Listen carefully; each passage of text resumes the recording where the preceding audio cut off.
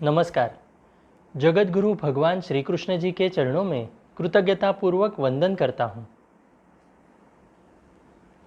सनातन संस्था एवं हिंदू जनजागृति समिति की ओर से धर्म संवाद के इस विशेष कार्यक्रम में मैं कार्तिक सालुंके आप सभी का हार्दिक स्वागत करता हूँ।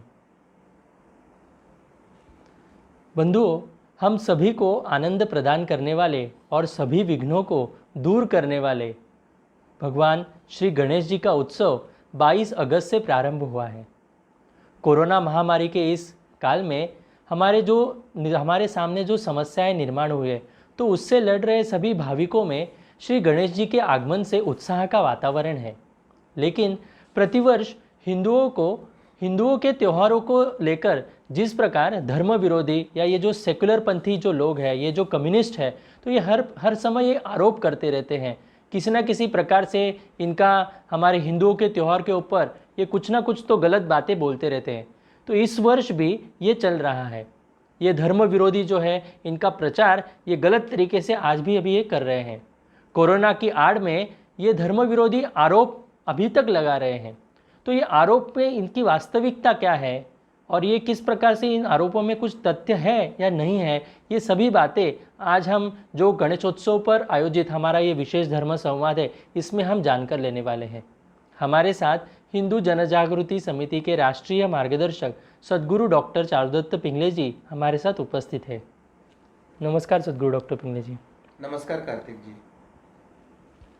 सद्गुरु डॉक्टर पिंगले जी, कोरोना के पार्श्वभूमि पर हमें गणेशोत्सव कैसे मनाना चाहिए, ये आप हमारे दर्शकों को बताएं। सर्वप्रथम गणेश चतुर्थी के निमित्त आप सबको शुभकामनाएं देता हूँ। इस गणेश उत्सव का लाभ हम आध्यात्मिक स्तर पर भी कर लें तथा हमारे जीवन तथा इस गणेशोत्सव में आने वाले सभी विघ्न दूर हो, ऐसे हम श्री गणेश जी के चरणों में प्रार्थना भी करेंगे। कार्तिक जी, प्रतिवर्ष हम गणेश जी का जो स्वागत है बड़े धूमधाम से करते हैं, परंतु इस वर्ष कोरोना महामारी के कारण गणेशोत्सव मनाने के संदर्भ में अनेक बाधाएं हम सभी गणेश भक्तों के सामने आई हुई है। लेकिन ऐसे भी परिस्थिति में हम उत्सव तो मना ही सकते हैं। महामारी हो, बाढ़ हो, भूकंप हो, जैसे कुछ नैसर्गिक संकट हो या युद्धजन्य परिस्थिति हो या हमारे पारिवारिक या ऐसे जीवन में कुछ बाधाएं आती हैं, तो ऐसे समय में धर्मशास्त्र कुछ हमें अन्य मार्ग भी बताकर हम धार्मिक उत्सव या त्यौहार कैसे मनाएं, इसके बारे में सूत्र हमें बताते हैं, जिसे हम आपद धर्म कहते हैं। आपत्ति कर्तव्यो धर्मः, यानी आपत्काल में आचरण में आने वाले धर्म को हम आपद धर्म कहते हैं या उसे आपद धर्म ऐसे बताया गया है। आपत्काल टालने के बाद फिर से हम पूर्ववत हमारा जो उत्सव है वो धर्मशास्त्र के मुताबिक हम योग्य पद्धति से मना सकते हैं। परंतु कोरोना काल के इस कालावधि में धर्मशास्त्र का वर्तमान में आपद धर्म का नियम भी लागू है। तो जैसे हम जानते हैं कि वेदों के 3 कांड होते हैं, कर्मकांड, उपासना कांड और ज्ञान कांड। और धर्म को ऐसे अपेक्षित है कि कर्मकांड से हमें उपासना कांड में प्रवेश करना है, उपास कांड से ज्ञान कांड में प्रवेश करना है और फिर ज्ञानोत्तर कर्मकांड भी हमें करने की आवश्यकता है। तो आपद धर्म में हम परिपूर्णता से जब कर्मकांड नहीं कर सकते हैं, तो उपासना कांड के माध्यम से मानस पूजा से लेके तो नाम जप इत्यादि के माध्यम से हम गणेशोत्सव का पूर्ण लाभ लेने का प्रयास तो करना ही है। परंतु नित्य और नैमित्तिक परिस्थिति में जो हम धर्म कार्य एक विधिवत रूप से कर सकते हैं, जो कि हम आपातकाल में नहीं कर सकते हैं, तो आपातकाल में करने के लिए कुछ जो पर्यायी मार्ग हमें धर्म ने जो दिया है, जिसे हम आपद धर्म कहते हैं, तो वर्तमान में हमें आपद धर्म को लेकर हमारा यह गणेशोत्सव मनाने की प्रक्रिया करना है। मगर हमें यह ध्यान में रखना है कि हमें इसका परिपूर्ण लाभ निश्चित मिलता है। जी सद्गुरु डॉक्टर पिंगले जी, आपने हमें अभी इस कोरोना की पार्श्वभूमि पर इस आपातकालीन स्थिति में गणेशोत्सव हमें किस प्रकार से मनाना चाहिए, यह हमने हमें यहाँ पर बताया। परंतु मैं आपसे कुछ यहाँ पर जो हमारे सामने कुछ प्रश्न आए हैं तो मैं आपके सामने उपस्थित करना चाहूँगा। गणेश जी की जब मूर्ति बनती है तो वो मूर्ति बनते समय उसमें एक बीज डाला गया है और उस बीज के माध्यम से मतलब एक गणेश मूर्ति तैयार की गई है, उसके अंदर बीज रखा गया है।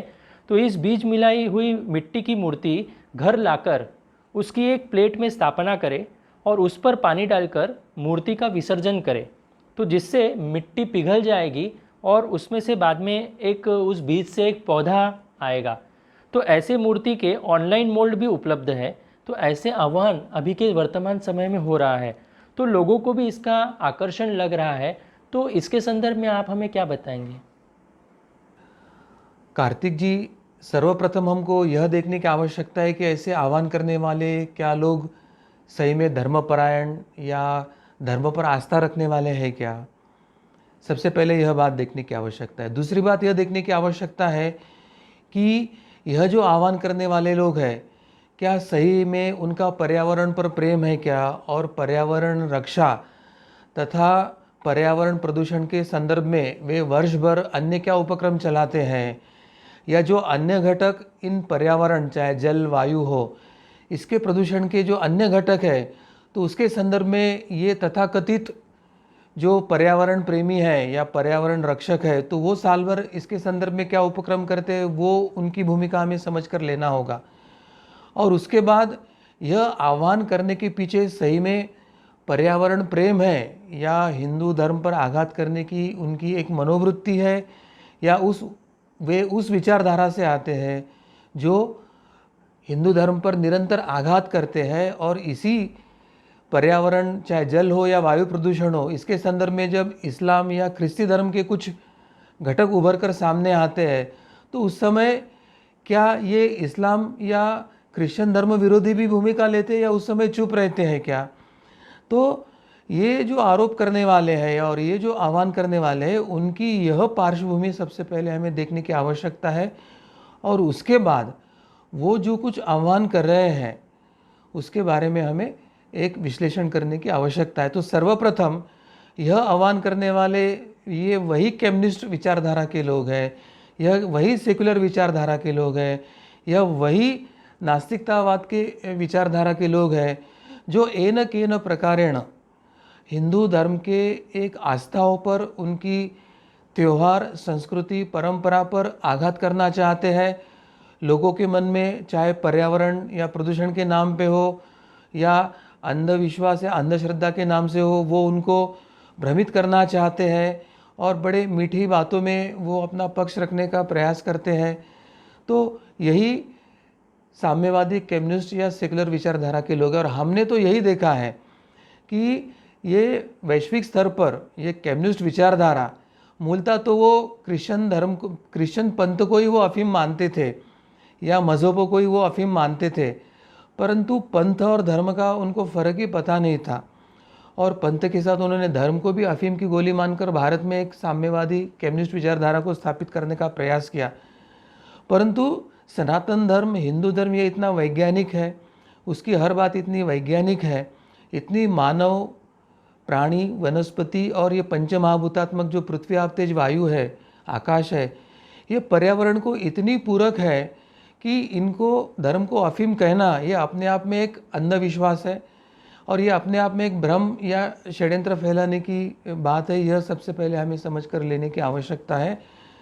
जिनका नरसंहार का इतिहास है और भारत में जब उन्होंने चीन का समर्थन किया, भारत का विरोध किया, चीन का समर्थन करते समय उन्होंने उनको मदद करने वाले, उनको अधिकार देने वाले नेहरू और कांग्रेस का विरोध किया था। उन्होंने भारत में रह के ये रशिया और चाइना के समर्थक बने थे। 47 में जो मुस्लिम परस बने थे जिन्ना का समर्थन किया था। अभी भी 2020 में उन्होंने जेएनयू में सावरकर मार्ग के नाम को हटाकर मोहम्मद अली जिन्ना का नाम देने का प्रयास किया। तो ये कम्युनिस्ट सेकुलर विचारधारा है, वो एक प्रकार से हिंदू विरोधी, भारत विरोधी, इस्लाम और ख्रिस्ती समर्थक या पाश्चात्य परंपरा के समर्थक लोगों की यह आरोप है। यह सबसे पहले हमें समझकर लेने की आवश्यकता है, क्योंकि यह पार्श्वभूमि समझने के बाद उनके आरोपों को कितना महत्व देना है वो हमें पता चलता है। अब हम प्रत्यक्ष सूत्र के तरफ आते हैं कि ऐसी मूर्ति जो बनाई जाती है तो उसके मिट्टी में ही बीज डालकर मूर्ति को बनाया जाता है। अब उस मूर्ति को एक थाली में रखकर उसमें पानी डालो, फिर वो मिट्टी पिघल जाएगी और फिर उसमें से पौधा आएगा। ऐसा एक लुभावना प्रलोभन उन्हें जनता के सामने रखा, तो जनता को भी लगता है कि हाँ हाँ वृक्ष बहुत टूट रहे, तो ऐसे अगर हम करेंगे तो एक नया पौधा आ जाएगा वगैरह वगैरह। तो ये कितना भ्रम है वो हम प्रत्यक्ष अभी हम देख लेंगे। आज श्री गणेश जी का आगमन सभी के घर में प्रत्यक्ष में हो चुका है, ये हमको पता है। और समाज में अनेक लोग पर्यावरण पूरक यानी इको फ्रेंडली गणेश मूर्ति के लिए वे जो धर्मशास्त्र कहता है वो धर्मशास्त्र के विरोध में जाकर इको फ्रेंडली गणेश मूर्ति लाने के लिए वे आह्वान कर रहे हैं। मगर धर्मशास्त्र ने मिट्टी की मूर्ति बनाने का शास्त्र बताया है, और मिट्टी यह निसर्ग का एक नैसर्गिक घटक है। और चाहे तालाब हो या नदियाँ हो, तो आसपास जो ज़मीन होती है वो मिट्टी की होती है। तालाब का जो तल होता है वो मिट्टी का ही होता है, उसमें चाहे बालू हो या पत्थर हो, मगर उसके नीचे तो मिट्टी होती है। तो मिट्टी यह एक तरह से निसर्ग का नैसर्गिक घटक होने के कारण मिट्टी की मूर्ति जब चाहे जलते स्रोत नदी में आप विसर्जित करो या तालाब में विसर्जित करो, तो निसर्ग का नैसर्गिक घटक एक नैसर्गिक रीत्या नदी में चले जाता है। आप जब भी देखते हैं बाढ़ आता है तो नदी पूरे गांव में शहरों में फैल जाती है और फिर सब मिट्टी को बहाकर वो अपने पात्र में लेकर वो आगे बहती है। और यही उसके अंदर की मिट्टी जब वो किसी नदी के किनारे छोड़ती है तो नदी के किनारे में सुपीक यानी अच्छी उत्पाद देने वाली मिट्टी का स्तर बनने की प्रक्रिया भी नदी के कारण ही होती है। और इसलिए धर्मशास्त्र जो बताता है कि मिट्टी की मूर्ति बनाए और उसको बहते पानी में या बहता पानी नहीं है तो तालाब में विसर्जित करें, तो यह धर्मशास्त्र आह्वान अत्यंत योग्य है, पर्यावरण पूरक है, इको फ्रेंडली है और उसमें कोई बाधा नहीं है।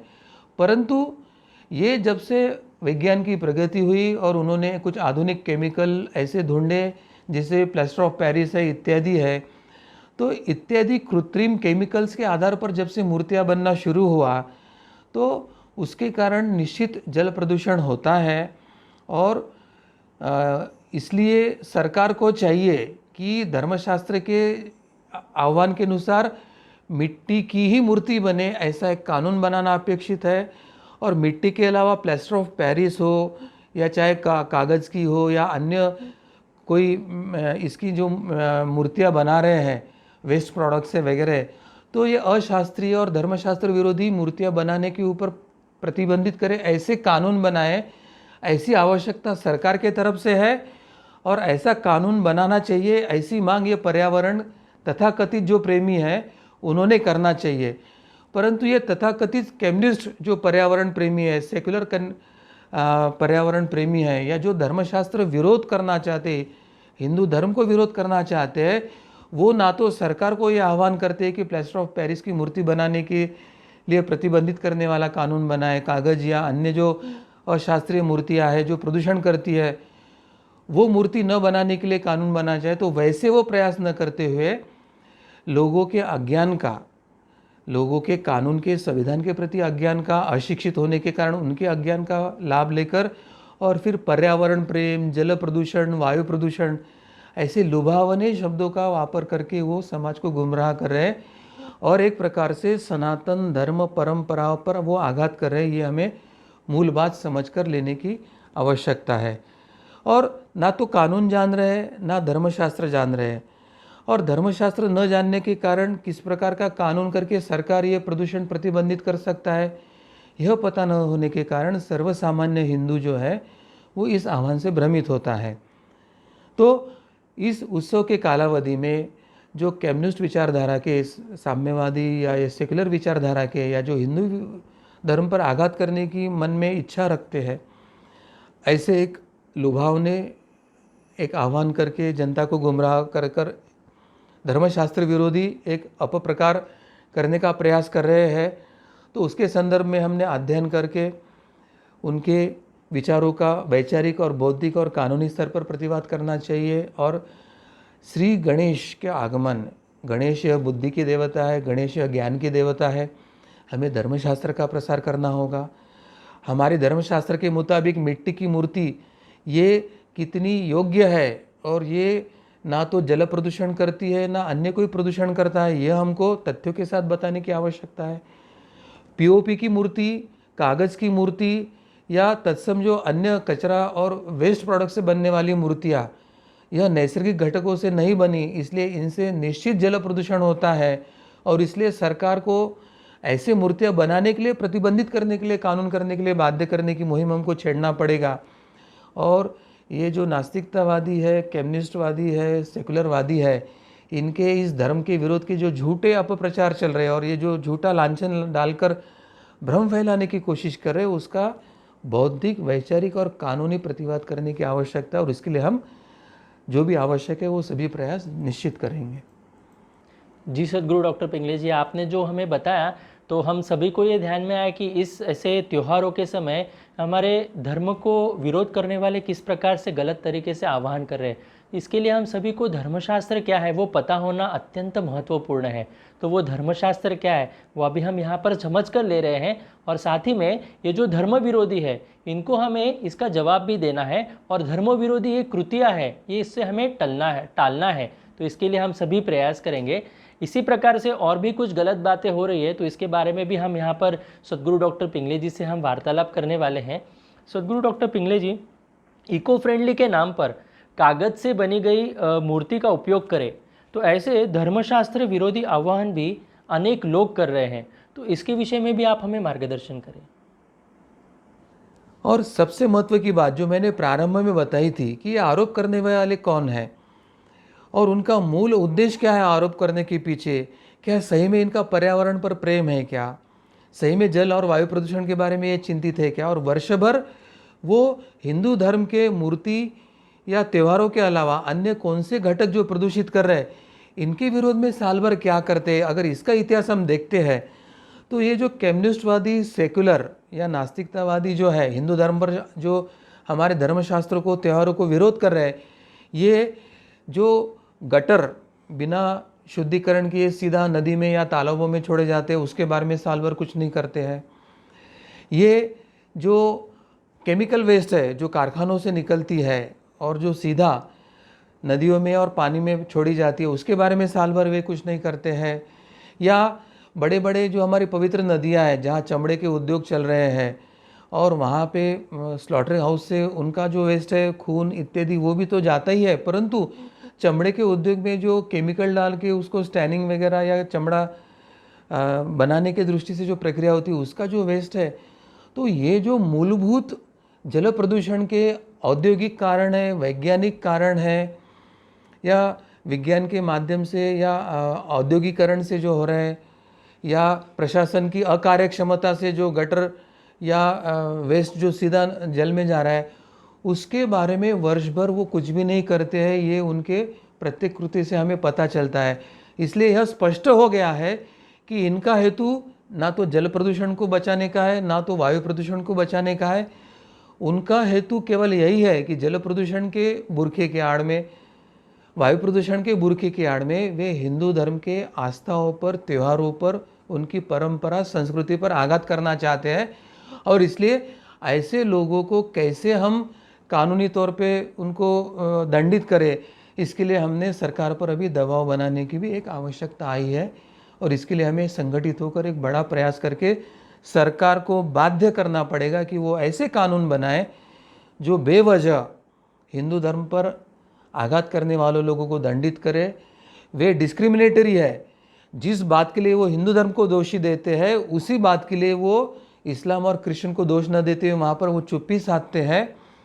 और जिस काम के लिए जो हिंदू धर्म के आस्था, परंपरा और त्योहारों पर आघात करते हैं, तो अन्य जो पोल्यूटिंग रीजंस है उसके विरोध में वो साल भर कुछ नहीं करते हैं, तो उनका intention behind that act to oppose the Hindu festivals and Hindu traditions is mala fide. Intentionally वो हिंदू धर्म पर आघात करना चाहते हैं और इसलिए इनके इस कुत्सित और हिंदू विरोधी उद्देश्यों के लिए उनको दंडित करने का प्रावधान करे, ऐसा कानून सरकार बनाए। इसके लिए हमें बाध्य करना होगा। लोकतांत्रिक शक्ति है हिंदू संगठन, हम सब संगठित होकर अपना संगठित दबाव अगर सरकार के ऊपर लाते हैं तो सरकार को भी हिंदू मन की, हिंदू हित की और हिंदू धर्म के हित की बात के लिए कदम उठाना आवश्यक होगा।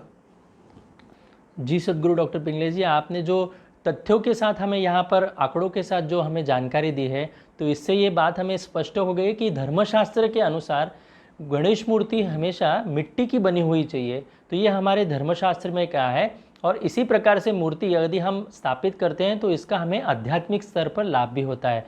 तो मैं सभी से आह्वान करता हूँ कि इस प्रकार की मूर्ति हम स्थापित करने का प्रयास करेंगे।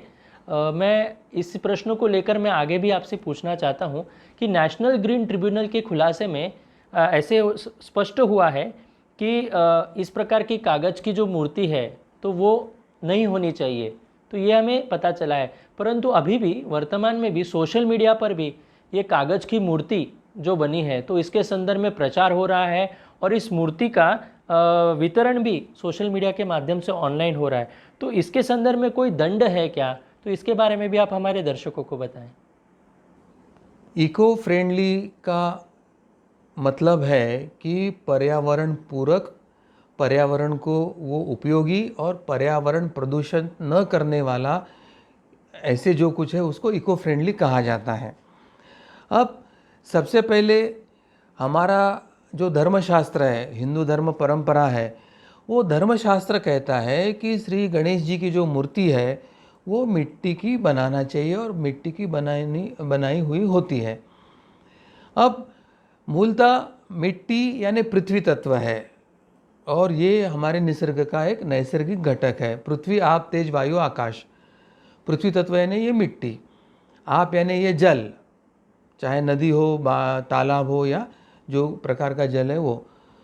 तो मिट्टी यानी पृथ्वी तत्व, और इस पृथ्वी तत्व से बनी हुई मूर्ति बाद में आप तत्व में विसर्जित हो जाती है, यानी पृथ्वी का जो लय है वो आप यानी पानी में होता है। तो यह नैसर्गिक क्रिया है और यह किसी प्रकार का प्रदूषण नहीं करती है। और मिट्टी के गणेश मूर्ति से अगर प्रदूषण हो रहा है ऐसे कोई कह रहा है तो ये अत्यंत गलत, धर्मशास्त्र विरोधी, कानून विरोधी बात है। अगर मिट्टी से अगर जल प्रदूषित होता है तो सभी नदियों का, सभी कुओं का, सभी तालाबों का जल प्रदूषित ही चाहिए, यह हमें समझने की आवश्यकता है। और अगर वर्तमान में अगर किसी तालाब या नदी और इसका मिट्टी होने के कारण अगर जल प्रदूषित नहीं है तो मिट्टी की मूर्ति विसर्जित करने से वो जल बिल्कुल प्रदूषित नहीं होगा, यह हमें समझ लेना चाहिए। अब ये जो कथित पर्यावरणवादी है, जो मूलतः एक कम्युनिस्ट विचारधारा या सेकुलर विचारधारा से आए हैं और जिनका उद्देश्य ही हिंदू धर्म पर आघात है, वे पर्यावरण मूर्ति का प्रचार कर कर वो लोगों को एक प्रकार से भ्रम पैदा कर रहे हैं कि मिट्टी की जो गणेश मूर्ति है वह प्रदूषण करती है, और वे आह्वान करते हैं कि कागज़ से बनी हुई आप मूर्ति उपयोग करें। और ये मूलतः धर्म विरोधी आह्वान है, हिंदू धर्म के आस्थाओं को अहित करने वाली बात है। और मूलतः यह कागज़ से बनी हुई मूर्ति जो है वो प्रदूषणकारी होने के कारण इनके ही ऊपर कानूनी कार्रवाई होना अपेक्षित है, ऐसे मैं स्पष्ट कहना चाहूँगा। क्योंकि मिट्टी से बनी हुई मूर्ति है वो 100% पर्यावरण पूरक होती है। मिट्टी से बनी हुई मूर्ति और नैसर्गिक जो रंग होते हैं वो पर्यावरण पूरक ही होते हैं। और मिट्टी पानी में जल्दी घुल भी जाती है तो उसका ज़्यादा आयु भी नहीं रहता है। मिट्टी से बनी हुई मूर्ति किसी प्रकार का भी प्रदूषण करती है, ऐसा कोई अब तक अभ्यास या अहवाल किसी ने प्रसिद्ध भी नहीं किया है, और प्रदूषण नहीं होता ये स्पष्ट है। और इस संदर्भ में पुणे की जो सृष्टि इको लैब है उसने एक अहवाल भी स्पष्टता से दिया है कि मिट्टी की मूर्ति से प्रदूषण नहीं होता है। और जब आज इको फ्रेंडली के नाम पर मिट्टी की जगह कागज़ का मूर्ति का जो प्रचार हो रहा है, तो हमें यह ध्यान में लेने की आवश्यकता है कि मिट्टी तो पानी में घुल जाता है, मगर मिट्टी के तुलना में कागज़ पानी में घुल मिलता ही नहीं है, और घुल मिलता तो नहीं और पानी का प्रदूषण भी वो करता है। और पुणे के ही नेशनल ग्रीन ट्रिब्यूनल ने अपने रिपोर्ट में बताया है कि कागज़ से बनी हुई जो गणेश मूर्ति है वो पर्यावरण के लिए सबसे हानिकारक है। यानी जो स्वयं को इको फ्रेंडली, पर्यावरणवादी पर्यावरण के रक्षक मानते हैं, उन्होंने जो आह्वान किया है कि आप इको फ्रेंडली कागज़ की मूर्ति उपयोग करो, तो वही सबसे ज़्यादा प्रदूषण करने वाले मूर्ति की मांग कर रहे हैं। तो मुझे बताइए कि ये अभियान हमारे मूर्ति विसर्जन के बारे में हो ना, या पर्यावरण बचाने के लिए हमें ये इको फ्रेंडली मूर्ति का आह्वान करने वाले लोगों के विरोध में हमें आंदोलन करना पड़ेगा ये जल प्रदूषण बचाने के लिए। 2011 में जो तात्कालिक शासन था, उसने कागज़ की बनी मूर्ति को प्रमोट करने के लिए कहा था और इसके संदर्भ में सरकारी तौर पर एक परिपत्रक भी उन्होंने निकाल दिया। देखो सरकारी काम कैसे चल रहे हैं। जब हमारे मन में शंका आई, क्योंकि कागज़ की मूर्ति तो प्रदूषण करती है, तो इसके संदर्भ में हिंदू विधिज्ञ परिषद ने सूचना के अधिकार के अंतर्गत महाराष्ट्र प्रदूषण नियंत्रण मंडल को कुछ प्रश्न पूछे। उसी के साथ सरकार की जो एक संस्था है पर्यावरण नियंत्रण मंडल, इनको भी ये इसके संदर्भ में आपने क्या अभ्यास किया, किस अभ्यास के ऊपर आप ये कागज़ की मूर्ति का उपयोग करें या आह्वान कर रहे हैं, इसके बारे में हमने लिखित जानकारी मांगी थी। तो सरकार की तरफ से हमें क्या उत्तर आया पता है? सरकार कहती है कि इस प्रकार का हमने कोई अभ्यास ही नहीं किया है। यानी सरकार ने कोई अभ्यास नहीं किया, उनके पास कोई अहवाल या स्टडी नहीं है और वो आह्वान कर रहे हैं कि इको फ्रेंडली कागज़ की मूर्ति आप उपयोग करो। तो सबसे पहले विज्ञानवाद और वैज्ञानिक आपकी जो संवेदना है उसको जागरूक करने का आह्वान करने वाले ये जो सरकारें हैं और ये जो एनजीओज़ है, तो बिना कोई अभ्यास किए, बिना कोई तथ्य और प्रमाण के कागज़ की मूर्ति को इको फ्रेंडली घोषित कैसे कर रहे हैं? यही तो अंधविश्वास, विज्ञान के नाम पर अंधविश्वास फैलाने का षड्यंत्र है। और सरकार भी जिसको तथ्यों के आधार पर निर्णय लेना अपेक्षित है, वह भी किसी अंधविश्वास या हिंदू धर्म को विरोध करने वाले एनजीओ के अंजलि से पानी पीकर उन्होंने परिपत्रक भी निकाल दिया कि आप इको फ्रेंडली गणेश कागज़ की मूर्ति उपयोग करो। तो इस प्रकार ये अवैज्ञानिक तरीके से विज्ञान को एक लांछन लगाने के दृष्टि से बिना कोई अभ्यास से प्रत्यक्ष प्रदूषण करने वाली मूर्ति को इको फ्रेंडली कहकर प्रचारित करना, ये सरकार और एनजीओ के स्तर पर एक बहुत बड़ा जल प्रदूषण का है कि वो षड्यंत्र था, यह हमें ध्यान में आता है। और इसकी जांच होकर इसमें जो जिम्मेदार है उन पर कार्रवाई होना अपेक्षित है कि ये बिना अभ्यास के कैसे निर्णय दे सकते हैं। तो हिंदू जन जागृति समिति को जब यह सरकारी उत्तर मिले, तो हिंदू जन जागृति समिति ने हिंदू विधिज्ञ परिषद के साथ नेशनल ग्रीन ट्रिब्यूनल में इसके संदर्भ में हमने एक अपील दाखिल किया। एक कानूनी प्रक्रिया में हम आगे गए और जिससे अंत में यह सिद्ध हुआ कि कागज़ से बनी हुई मूर्ति पर्यावरण के लिए सबसे हानिकारक है और ऐसी मूर्ति सबसे अधिक मात्रा में प्रदूषण होता है। यह तथ्यों के साथ नेशनल ग्रीन ट्रिब्यूनल के सामने यह सिद्ध हो गया।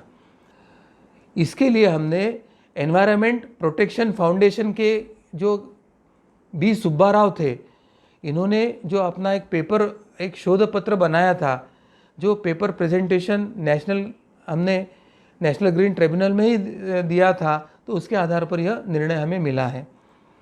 इसी के साथ मुंबई के केमिकल इंस्टीट्यूट में 4 प्रकार के गणेश मूर्तियाँ परीक्षण के लिए दी गई थी और उसके अभ्यास से यह ध्यान में आया कि 10 किलो कागज़ से 1000 लीटर पानी का प्रदूषण होता है और पानी में रहने वाले जलचर जो है उनका जो जीवन भी है, उसको भी एक संकट या धोखा उत्पन्न होता है। कागज़ का विघटन होते समय कागज़ के जो छोटे छोटे पार्टिकल्स बन के पानी में फैलते हैं, तो वह कागज़ के पार्टिकल मछलियों के सांस के जो चैनल्स है उसमें जाकर अटकते हैं और मछलियों को सांस लेने में कठिनाई उत्पन्न होती है और धीरे धीरे उनका मृत्यु हो जाता है। तो यह सब जब अध्ययन सरकार के सामने आया, उसके बाद शासन ने इस निर्णय पर प्रतिबंध लाया। यानी जिस तरह से विज्ञान का सत्य निरंतर बदल रहा है और अभी विज्ञान एक शाश्वत सत्य की स्थिति में पहुंचा नहीं है। ये दवाई आज आती है और फिर 1 वर्ष के बाद दूसरी कंपनी कहती है कि ये दवाई के ये साइड इफ़ेक्ट है और हमने ये नई दवाई लाई है, और 2 वर्ष के बाद तीसरी कंपनी कहती है कि ये नहीं, वो अच्छी है।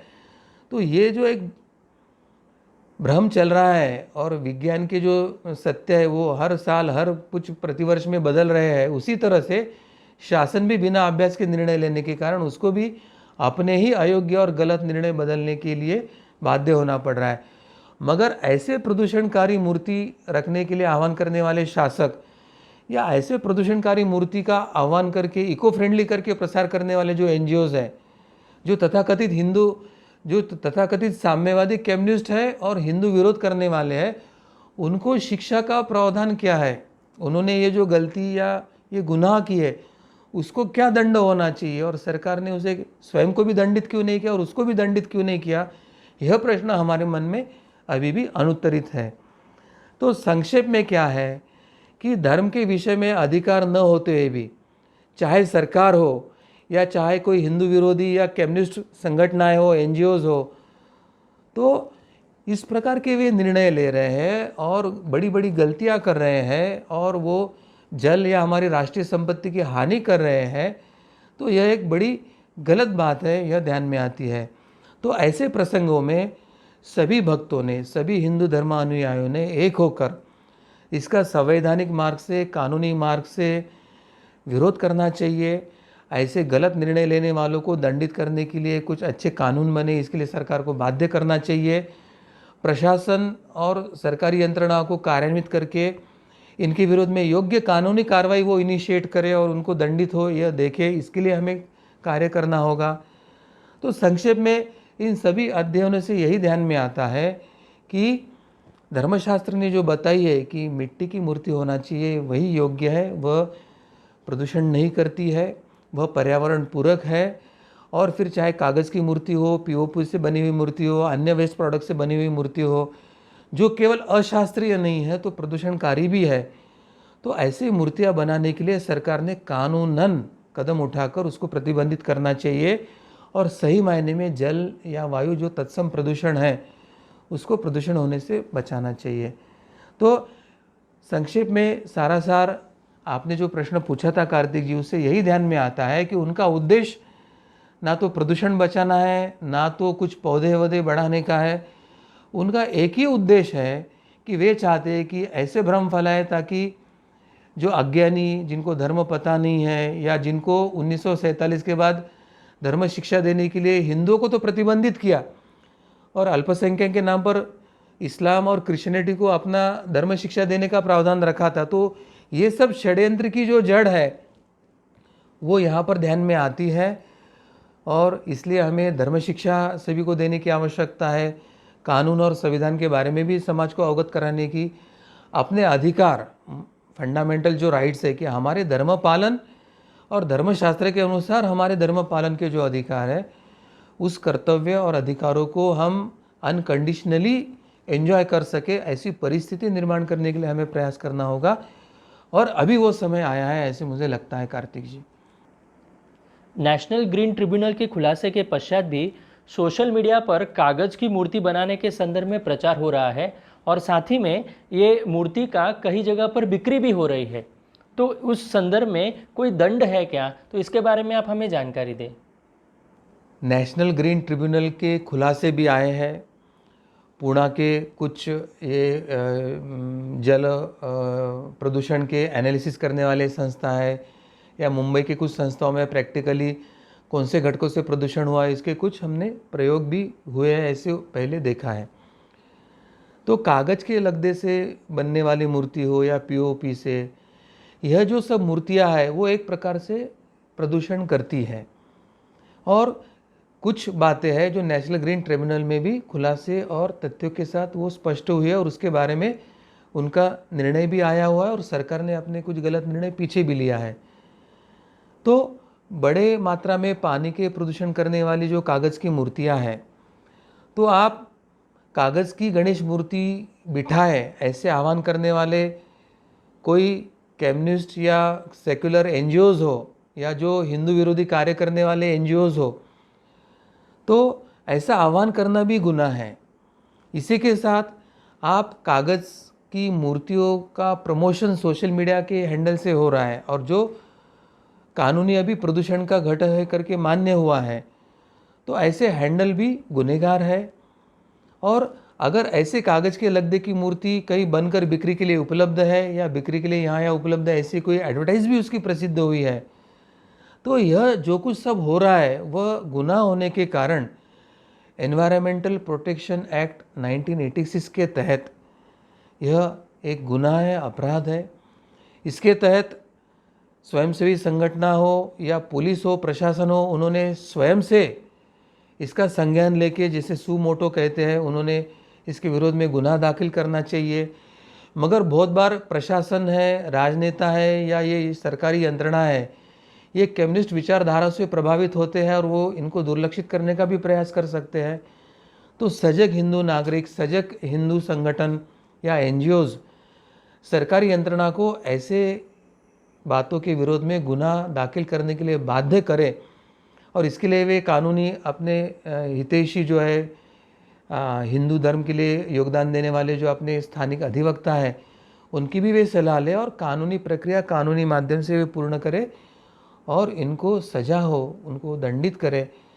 सरकार उसके विरोध में एक कानूनी प्रक्रिया को प्रारंभ करे। ऐसे हो रहा है ना, यह देखना हम सभी की जिम्मेदारी है। तो आप ज़रूर इसमें पहल कीजिए और जहाँ आवश्यक है वहाँ हम आपको सहायता भी करेंगे। गणेश चतुर्थी के अवसर पर अभी आप जो ये विशेष संवाद यहाँ पर ले रहे हैं, इसमें गणपति के अवसर पर किस प्रकार से गलत आरोप बुद्धि प्रामाण्यवादी या फिर जो ये तथाकथित पर्यावरणवादी है ये कर रहे हैं, तो केवल हिंदुओं के त्यौहार के ऊपर इस प्रकार के आरोप किए जाते हैं, तो ये बातें हमें जानकर लेने की आवश्यकता है। तो कहीं ना कहीं पर हमारा धर्मशास्त्र क्या कहता है ये हमें समझ कर लेना होगा और इसके बारे में हमें उनको भी प्रतिप्रश्न करने होंगे, उनको उत्तर देने पड़ेंगे और इस माध्यम से ही हम पुनः एक बार हमारे शास्त्रों ने बताया अनुसार धर्म क्या कहता है उसके अनुसार हम हमारे त्यौहार मना सकते हैं और इसका आध्यात्मिक रूप पर हम लाभ ले सकते हैं। इसके लिए धर्म शिक्षा अत्यंत महत्वपूर्ण है। मैं सभी दर्शकों से आह्वान करता हूं कि ये धर्म शिक्षा हमें मिले। इस दृष्टिकोण से सनातन संस्था एवं हिंदू जनजागृति समिति की ओर से अनेक ग्रंथ प्रकाशित किए गए हैं और साथ ही सभी गणेश भक्तों के लिए एक ऐप भी बनाया गया है जिसमें गणेश पूजा विधि किस प्रकार से करनी है, आरती कैसे करनी है, ये सभी जानकारी शास्त्र के साथ इस ऐप में दी गई है। ये ऐप आप प्ले स्टोर से, गूगल प्ले स्टोर से डाउनलोड कर सकते हैं और अधिक से अधिक लोगों तक इसे ये जानकारी पहुंचा सकते हैं ताकि उन्हें भी हमारा धर्म क्या कहता है तो ये हमें पता चलेगा। यदि ये विषय सुनते समय आपके मन में कुछ प्रश्न निर्माण हुए हो, कुछ शंकाएं हो, तो आप अवश्य चैट बॉक्स पर आपके प्रश्न हमें लिख कर दे सकते हैं। हम निश्चित रूप से आपकी शंकाओं का समाधान करने का पूर्ण रूप से प्रयास करेंगे।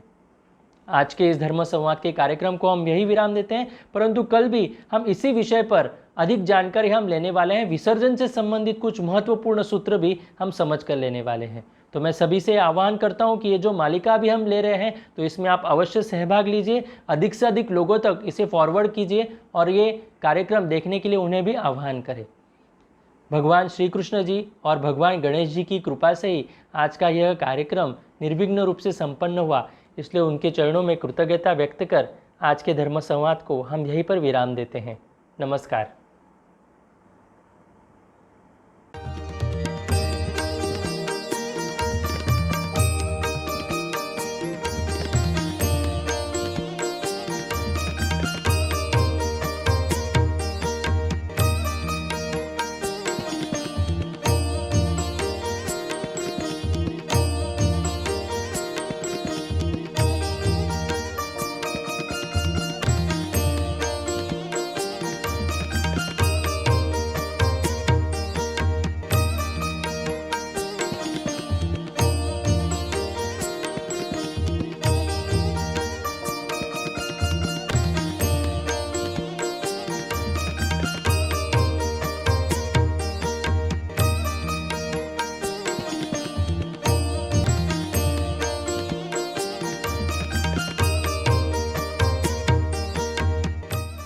श्री गणेश मूर्ति के हृदय पर दाहिना हाथ रख मंत्रोच्चारण करते हैं। श्री गणेश चतुर्थी पर अथवा नई मूर्ति